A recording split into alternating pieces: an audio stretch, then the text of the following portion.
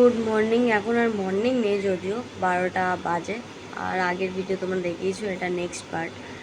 আজকে যাব হাজারতলাতে জল ঢালতে। কাল যেহেতু ভোর রাত জল এনেছে, 5:30 আরাউন্ড এরকম বাড়িতে ফিরে ঘুমিয়ে গেছিলাম। তারপরে একটু আগে উঠলাম, উঠে দিন ফ্রেশ ট্রেশ হয়ে আবারও রেডি হয়েছি। এখন যাব হাজারতলাতে, মানে মন্দিরে জল ঢেলতে।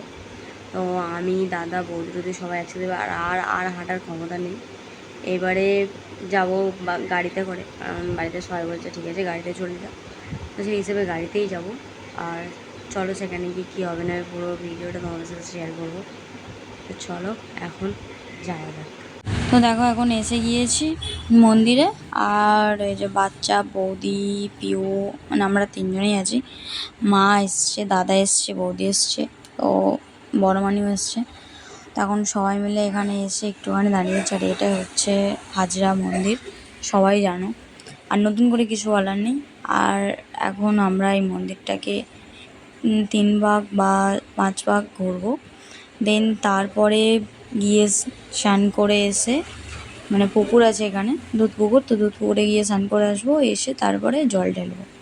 তো এখন এই যে পিউ আর আমি দুজনা ঘুরছি, মানে ওর চিন্তা ভাবনা 5 ভাগ, কিন্তু আমি বলছি যে ঠিক আছে 3 ভাগ ঘুরে নিই, বলছে না। তো এখনও দুজনা ঘুরেই যাচ্ছি। তো যেহেতু এটা একটা নিয়মের মধ্যেই পড়ে যে 3 ভাগ বা 5 ভাগ এরকম ঘুরে নিয়ে দেন ঘর ধরে নিয়ে গিয়ে দুধ পুকুরে স্নান করে আসার পরে দেন জল ঢালা হয়। তো এই যে মন্দিরের সামনেটা এটা। আর দেখো আমাদের জল ঢালা হয়ে গেছে। আর এখানে সবাই বাতি দেয়, আমরাও বাতি দিলাম। দেন তারপরে অদ্দুরি নামানোর যে মানে নিয়ম, সেটা করলাম, অদ্দুরি নামিয়েও দিলাম।